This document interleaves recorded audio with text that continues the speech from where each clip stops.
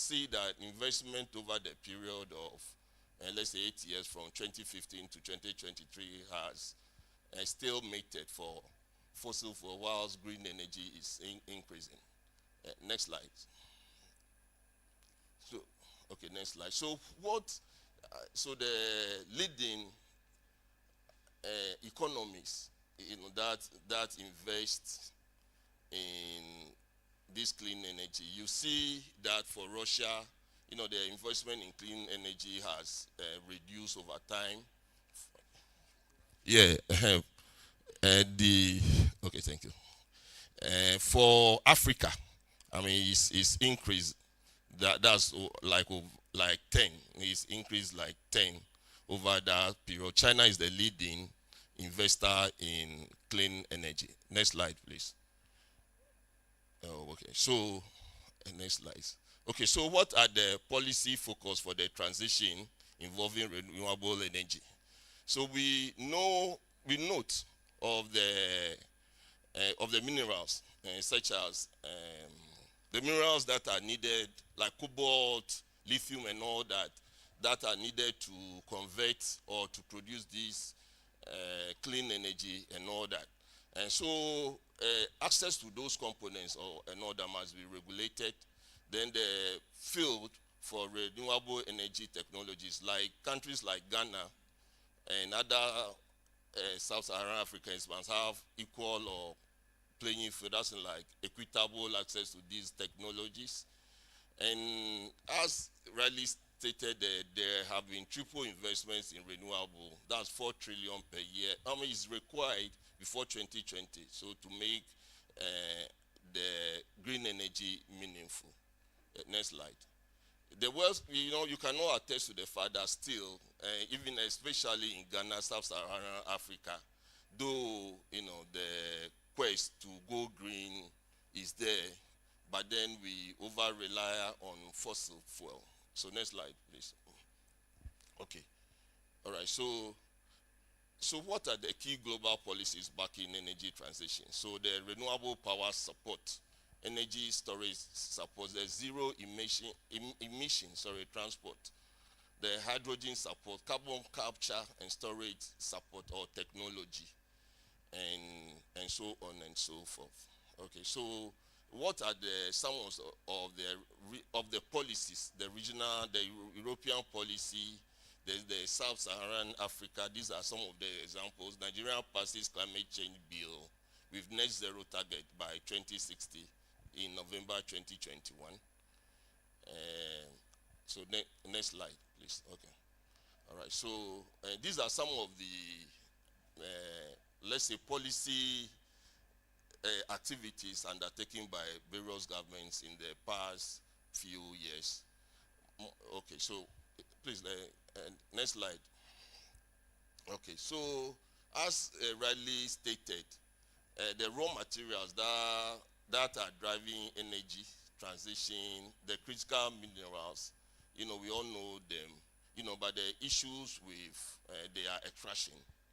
And so all the critical minerals have been cited, and their uses. Graphite, what do they use? Graphite for battery storage. There's nickel, platinum, lithium for battery storage and all that. So these critical minerals have been provided, and their uses. Okay, so what are the current supplies?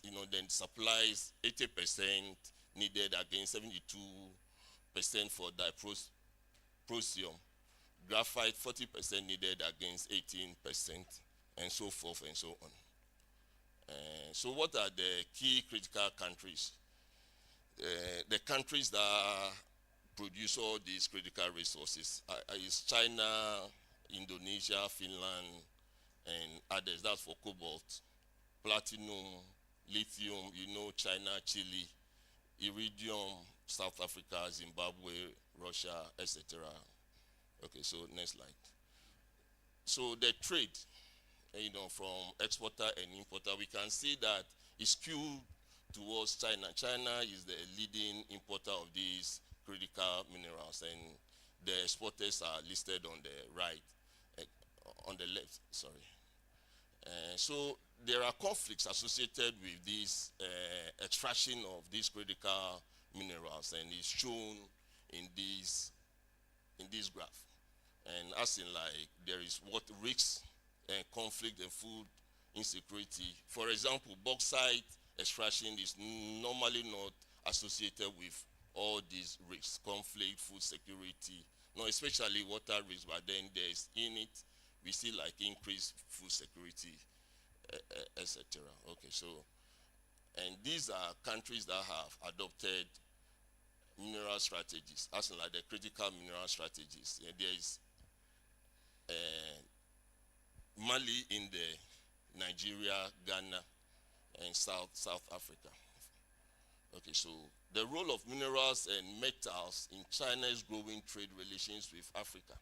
So in it, we see that, you know, the terms of trade is skewed in favor of China. You know, China extracts or takes a lot of minerals from Africa, and whilst their imports are also listed there, including textiles and clothing, chemicals and fuels. So what are some of the energy transition issues and key trends in sub-Saharan Africa? Africa accounting less than 7% of the global greenhouse emissions, but home to 15% of global population, but then accounts for 5% of global energy consumption. You know, so there's in Africa, you know, about over-reliance on oil-based generations and all that. So it makes the cost of electricity high. I mean, it's stated by the African Development Bank in 2017 is 2 to 3 times the global average. Next slide, please. So these are some of the data presented here. So they say ARENA in 2019 estimates that the average annual investment in renewables must expand from 5 billion to 70 billion by 2030, and to make clean energy transformation take place in sub-Saharan Africa. Okay, so these are some of the data and statistics that we have in Africa. You know, it's all about fossil fuel. You know, so the question is like, can Africa really transition from fossil to renewable? And so what are some of the issues? Are we ready for economic diversification, creation of decent jobs, good environmental stewardship, and climate resilience? Okay, so, and then some of the renewable energy technologies offer least cost generation opportunities for achieving these objectives. Next slide. Okay, so these are the demand for energy over time, and all the mixed energy mixes: electricity, bioenergy, coal, etc. over time. And similarly, is the same for this graph. Okay, so next slide. So what are some of the energy transition investment activities that we have observed in Africa over the last 10 or so years also?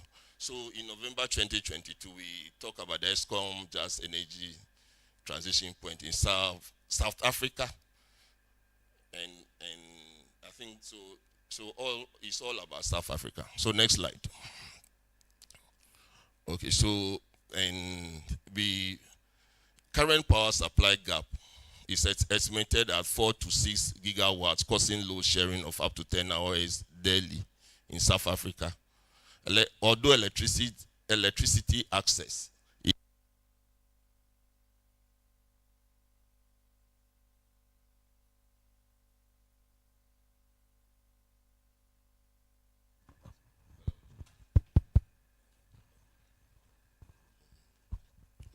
Thank you.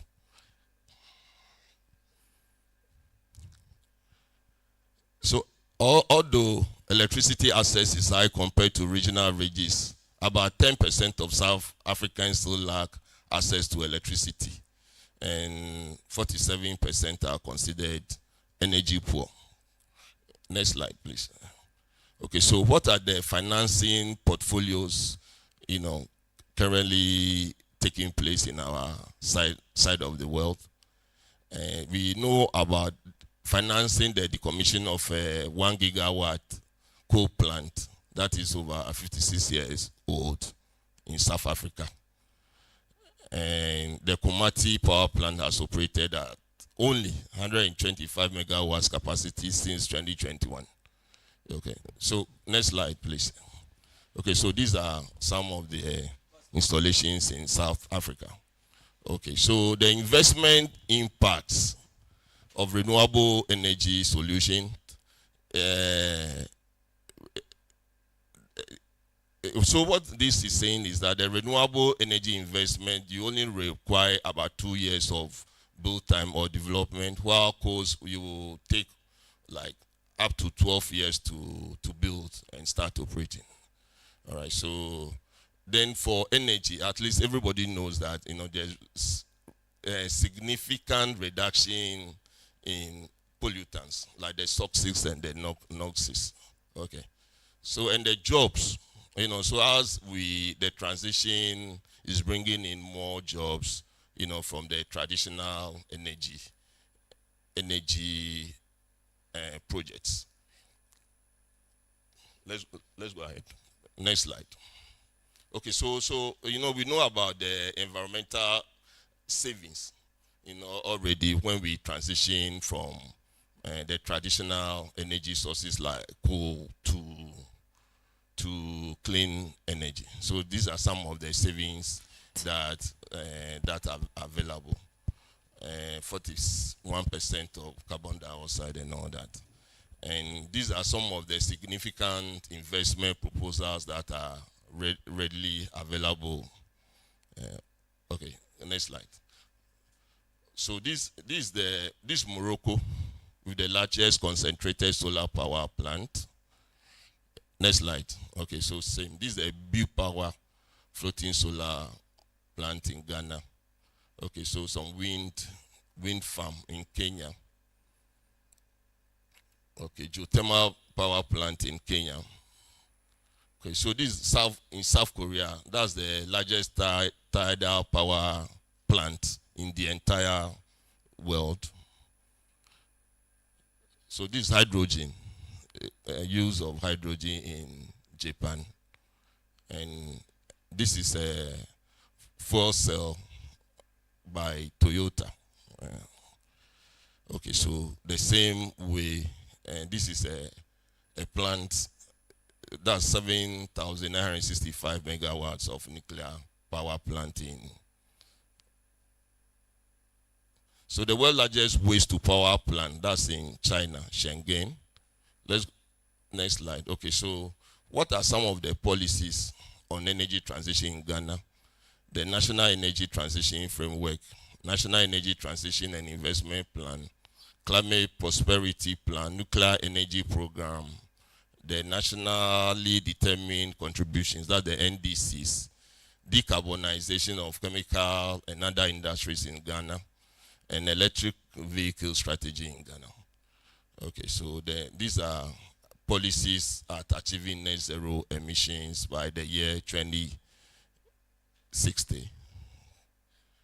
So these are also on the technology that will be used to achieve net zero by various industries. Next slide. So what are Ghana's part to the net zero? So a 2060 target could achieve an orderly transition, balancing public policy objectives. There will be good socio-economic impacts by 2060. Next slide. So what are some of the concerns? Disruption of hydrocarbon-based business value chain, business competitiveness, then jobs, new jobs, and some job losses too as well. The assets, the commissioning of those assets that are not going to be used. And then there will be cross-border impact of transition policies, of the West African power pool. Okay, so looking to the future. So these are some of the information that we have. Africa contributing less to global emissions and does not have the right to use these natural resources for economic prosperity. It's a critical question that we must all, find answers to. Where is the place of the African middle class, diaspora, and the youth? When we transition from the traditional fossil fuel energy resources to clean energy. Next slide. So, political institutions like AU. So, what will be their role in all these discussions? Let's go on. Next slide. So, thank you so much for your attention.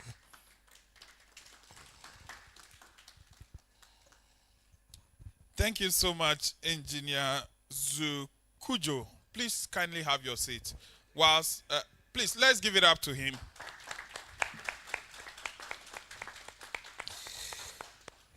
Engineer Maxwell took us through towards net zero emission, issues about the costs involved in the energy transition, issues relating to some challenges when it comes to the resources that are needed.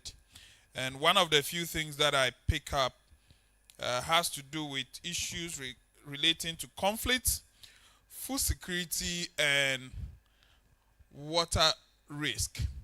To open the discussion, I want to throw this question for Engineer Zu to start reflecting on, and for the entire participants to also start reflecting on as we set the ball rolling. In the face of this conflict, food security and water risk, how can developing countries balance climate resilience and energy transition with economic growth and industrialization? It's something we need to be thinking about. If we have all these resources that are going to be used for green energy transition, and then they are characterized with conflict, food insecurity, and water, how can developing nations balance this climate resilience and energy transition with our economic growth and industrialization? Now the floor is open for comments, questions, responses. Mr. Adams, are you still online? Yes, I'm here. All right, so now over to participants for question. Madam Rita, can you please help with the microphone? Yes, please. All right. Questions, please. Dr. Kakari, the way you are shaking your head, it looks like you have a lot of questions. Okay, Dr. Not Ishon. really, but there's something. Okay. Dr. Ishon has a question.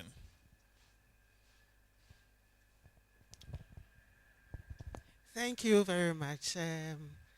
I have for the two presenters, the first one to Adams.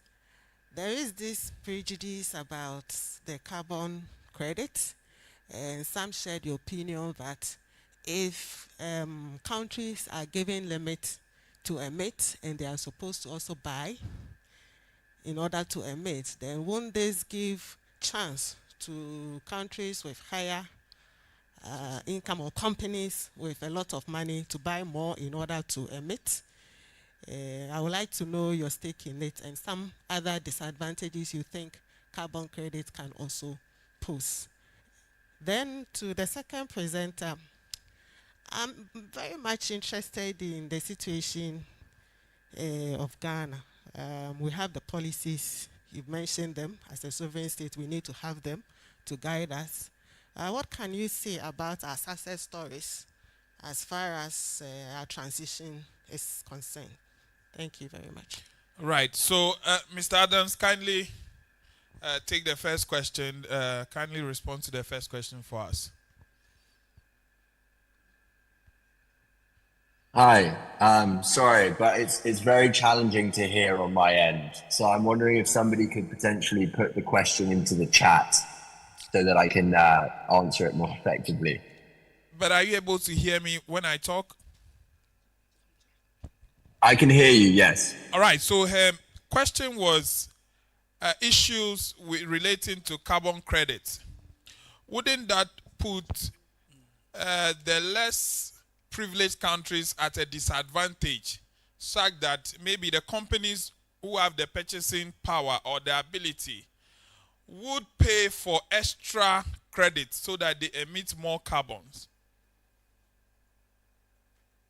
Dr. Eshan, did I ask you a question? Yes, and what are some of the disadvantages of using carbon crediting system? If you could throw more light on some of these the downsides of carbon crediting. Yeah, really good question. So, there's a lot of I guess the best way to answer this is really in the fact that policy and regulation around carbon has changed pretty significantly over the last couple of years, right? In the voluntary market, there wasn't as much regulation or compliance. There were a lot of developers who weren't accrediting their technologies or getting them audited by third parties. And what that resulted in was a concept we call double counting, where both governments were offsetting their nationally determined contributions from those credits that were produced, but then the developer was also selling them to large corporations. And as you can imagine, the impact was therefore half, right? As a result of that, there was a lot of mistrust. There's been fraud in the carbon market. And unfortunately, what that has meant is that the amount of impact as a result hasn't been what we've claimed it to be. Now, the main purpose of kind of setting up the Article 6 framework back in January of 2024 was to ensure that there was better regulation and compliancy around carbon. Technologists and project developers are now mandated to follow very specific rules. And a part of that process is also getting government approval. So when you submit a project, there are very specific monitoring, reporting, and validation requirements that are necessary for you to even be able to start a project in a country. One of the biggest challenges with carbon is the effective measurement of the amount of emissions that you are reducing or saving through the development, right? So to give you an example, clean water, I know it's a big concern at the moment in Ghana. This is something that we work on quite closely in other countries as well. But within clean water, the main argument in being able to generate credits is that there are a lot of communities, specifically rural communities, that are using biomass or firewood to burn, to be able to boil their water and effectively treat it so that it's safe for drinking. Now, in many rural communities, it's challenging to measure that, especially when they're not using firewood to burn. And so there is this concept called suppressed demand, where essentially there are gaps in infrastructure, or because of cost, it means that these communities aren't using firewood or biomass to boil their water. As a result, it can be challenging to be able to measure the amount of impact that you're making, specifically in regards to the reductions of emissions from a project like that. And as you all know, in a place like Ghana, there was the guinea worm epidemic, where a lot of people were treating their water by boiling, and that activity kind of dwindled away over time.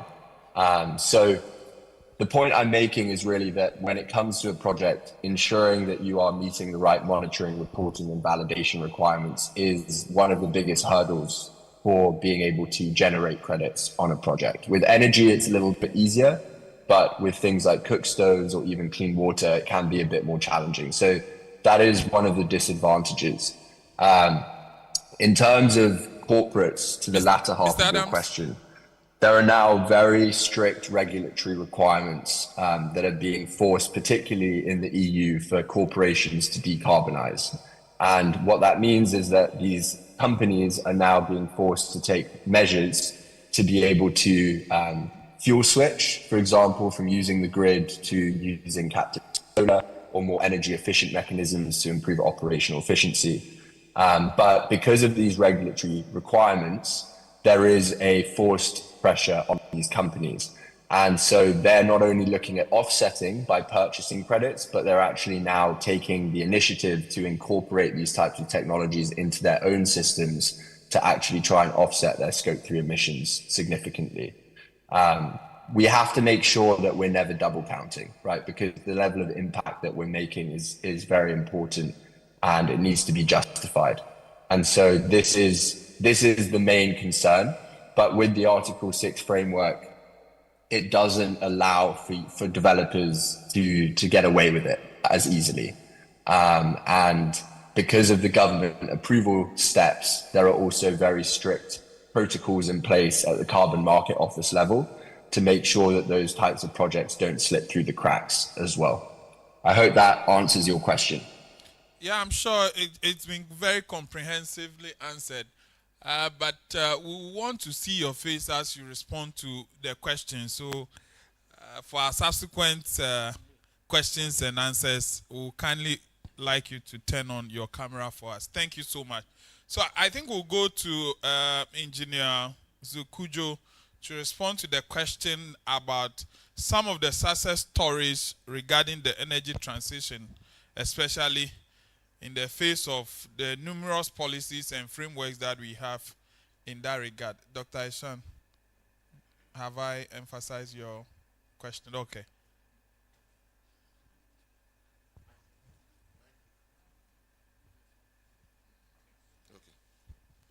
Yeah, thank you, Docs. Yeah. Okay, so some of the success stories that we have, so just most recently, I saw a picture of a certain kind of celebration. I mean, they were popping, let's say, champagne. We especially in the EPA regional offices, we are very, very busy. So even to get us even on this program, so I couldn't even, go and look at the picture. But lo and behold, this morning, I got to find out what the picture meant. They were celebrating an activity, so which they called internationally transferred mitigation outcome, which just, I think, 8th of July, where 11,730 tons of carbon dioxide equivalent were issued through the Ghana Carbon Registry to the Republic of Switzerland. So just 8 July was a few days ago. Just a few days ago. And there are other success stories as well. The Bui Solar Hydro Hybrid Power Plant. The solar, there's a VRA solar power plant also in the north, which they are even scaling up as we speak. Currently is in the Upper West region. So there are other like which we even encounter daily, as in like projects coming to us, because like as I speak at my desk, projects come, even mounting of solar panels in the Volta River. I mean, projects like that come, and solar project also, on a 300-acre land, not too far from Ho and all that. So all these success stories also come. Even as where we are, Ho is even counted as the oxygen city, where you breathe the best air or quality of air in the entire country. So these are, and there are more success stories, more. Okay, thank you.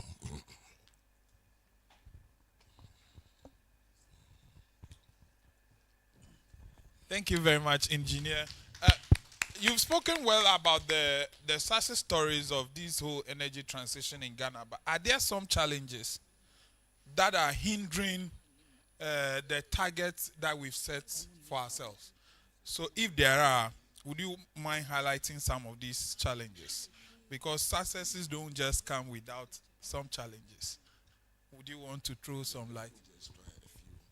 Yeah, so I believe that especially, the changes is a dynamic world.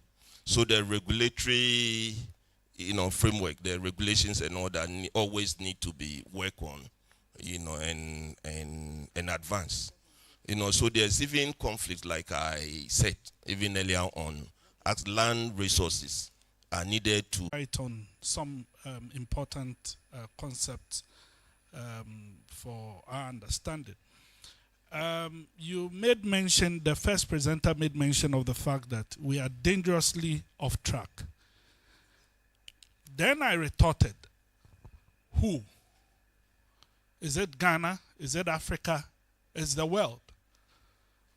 To what extent have I contributed to that? Close to almost 1% on the entire continent. So why should I be worried about that? Just that I am at the suffering side. Okay, the impact is massive on me so far as my continent is concerned. But in terms of contribution, I'm contributing Less than a 1%. minute part of the whole emissions.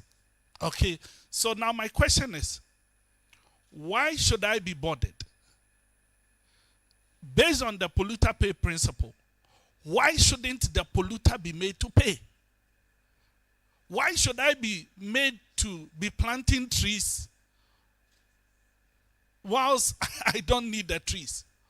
Why should I be made to be creating some market whilst I don't need those markets? Okay, it appears that our development focus is being shifted to something we did not contribute to. And even if we did, in a very small proportion. So, is this statement, we are dangerously off track, is it relevant to us as Africans or as Ghanaians? That's my first question. Then my second question is, one of the presenters mentioned that there is annual increase in clean energy. Then I said, where?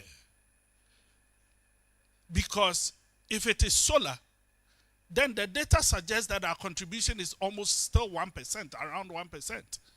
Rather, there has been a shift from hydro to thermal. And if you look at our energy mix, that is problematic. So I don't think we should be patting ourselves in the back and be excited about any growth in solar. In any case, which country has ever developed with solar? After 25 years, what happens to the solar? In fact, the solar concept in itself, one, is discriminatory. Which people are enjoying the solar? Is the rich people? Is the politicians? The directors, the ministers, the professors? They are enjoying that. What about, okay, when I'm talking about these things, I get a little bit emotional. Please pardon me. What about the poor in the village? Okay. The second part is, if Ghana cannot develop with solar, then why should we be bothered so much about solar? Look at Akosombo Dam. Now we have shifted completely. Instead of thinking about hydro dams, we are still happy about thermal and solar. And once solar fits into the data, it's very misleading. Telling you we are doing well in solar, so we are doing well in clean energy. As a matter of fact, most of the households are practicing stacking. Okay, they use solar and they use other forms which are not clean. Even when we come to clean, are we talking about safe energy, clean energy, or modern energy? I get so much confused with these things. So I'll be very glad if the speakers can respond to. Yeah, so I think we'll give Mr. Adams the the first chance to respond to the issues you raised. I was only concerned when you mentioned professors have solars, and so that very soon when I become a professor, they will start chasing me that, oh, you have money to buy solar. I was only concerned. Mr. Adams, please kindly respond to the issues raised by Professor Amoah.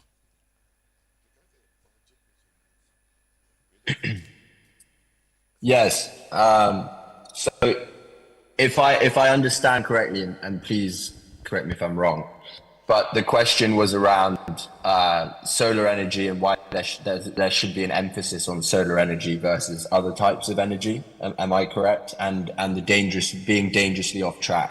Are those the 2 points that were raised? Yes, Mr. Adams. The main question has to do, if we say we are dangerously off track, who are we? Are we talking about Africa, which contributes just about 1% to the entire problem, or you are referring to the people who are the major contributors? That is the first question, and then you can continue with the others. But we'll kindly request that you turn on your camera for us so that we can see you as you respond to the question. Thank you.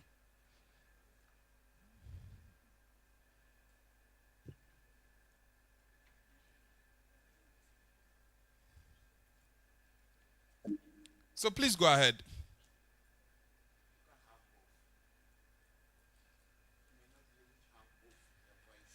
Can you guys see me? Yes, we can see you.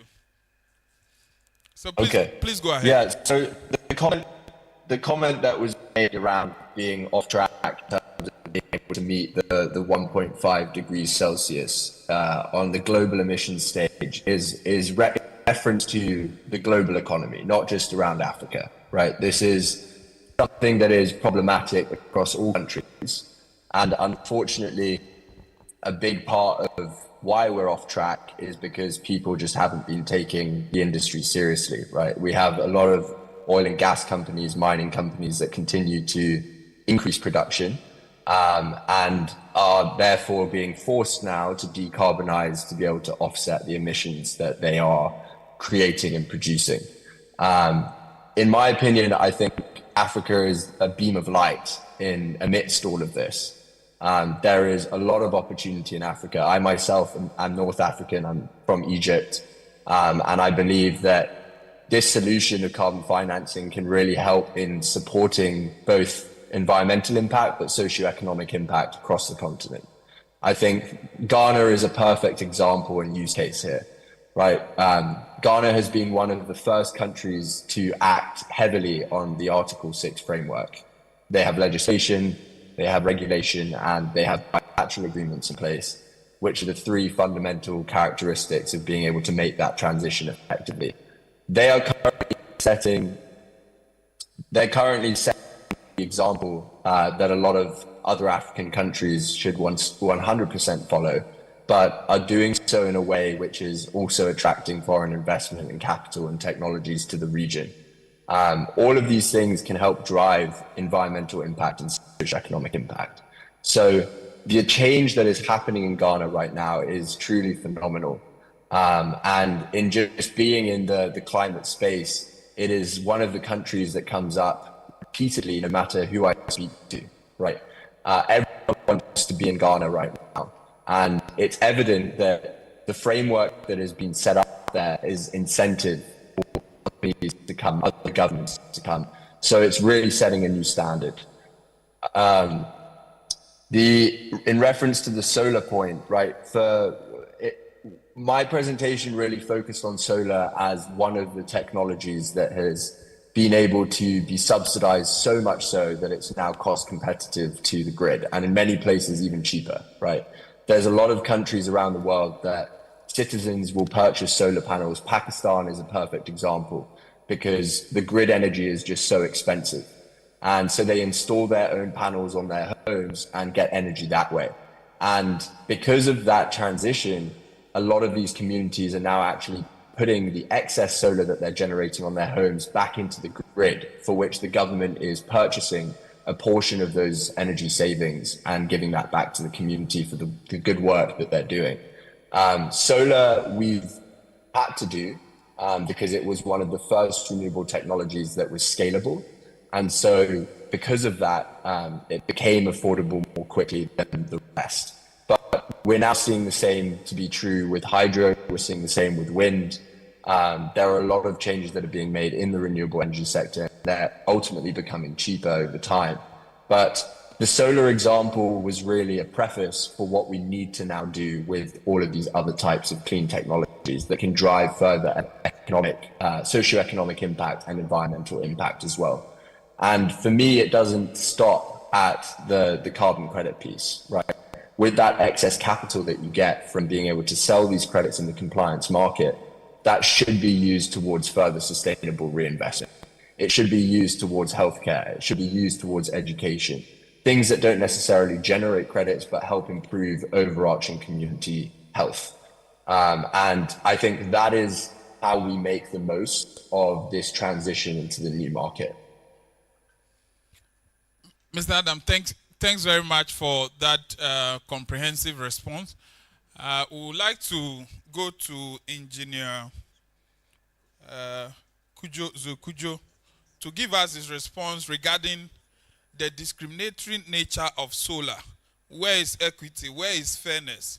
Such that it is only the rich who are benefiting from this solar energy from solar sources. How do we develop? Can we develop with these solar sources? Okay, so our attempt to answer. All right, thank you. Prof asked a number of questions. Prof said, where are we concerned, or what concerns us, because we are not like a critical contributor to these greenhouse emissions and all that. So, but my answer is like, I want to quote one Nigerian author. When your neighbor's beer is on fire, or so you fetch a water and keep it by yourself. Who knows what will happen? In Volta region, we are also, we have also suffered, at the hands of these climate change issues. See, currently, there's a certain sea defense war ongoing in southern Volta. That is the Blekusu, Adina, Amutino. Even the regional minister even had to sleep there overnight. And so these are climate change impacts of climate change. You understand? So we wouldn't say because we are not a contributor, so we don't suffer. So we should also help in contributing to the mitigation or mitigating these climate change impacts. All right. So, okay. So individually, yes, the rich are benefiting, from these, like the individual installations of solar energy in homes and all that. But then collectively, institutions of states and private players or actors are also installing, solar plants. Like I mentioned earlier, it's a corporate entity that had applied to install solar panels or solar plant on, I mentioned 300 acre thereabouts. VRA is great. It's not for individual homes and all that. So we are all benefiting. I think I wonder if I've done justice to the question. Yes. Okay. Okay. Thank you. Yes. So I think because of time constraints, I know we have a number of questions to ask. No, please, this is not a question. Just to add something to the keynote speaker, thank you so much, Mr. Moderator. I would like to say that solar energy is not entirely for the rich. And the ongoing schemes or programs that we can even testify. If you go to most deprived areas and then the off-grid communities, there are some medium-level solar projects, some to pump water, some even for water heating systems, and our street lights, And then these people, if you go to Central Region and Northern, Tamale and Co., where they used to use this local bobo kerosene, that osmosis process to generate lights. Now they've all moved into the solar system, something that is very micro, very cheap, and currently it is on pilot basis, and then we want to upscale it with investment and commitment from all of us. So we, in the urban city or setting, we see more of the affluence adding it as part of the to complement the main national grid. But as you go to the rural areas and the off-grid community, it is their major source of energy. And then let me also say that in terms of the solar investment, we are not doing bad.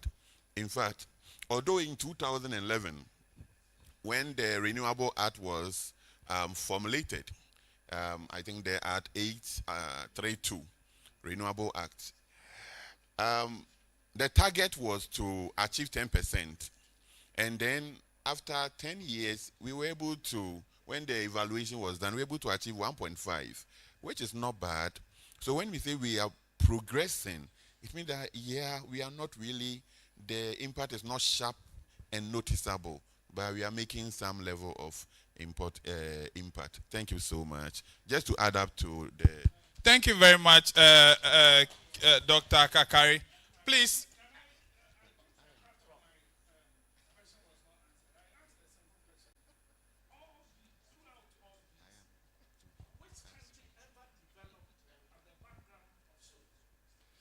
Okay. Please give Prof the microphone. About solar in my village. Do you know who funded that? It's a developed project. Okay, it's a pilot project by an NGO somewhere where they installed the solar. Okay, somebody is funding it. Can they purchase it? Can they maintain it? Can they replace the batteries? Those are the questions we need to ask. I have solar in my house, okay, and it's complementary. Why? Because perhaps I can afford it. What about my grandmother in the village? Okay, why are we doing this to ourselves as a nation whilst we have hydro?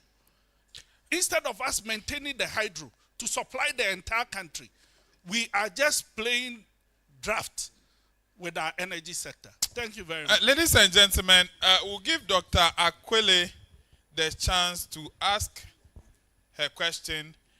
Because we are here till tomorrow, these conversations will continue. It will come along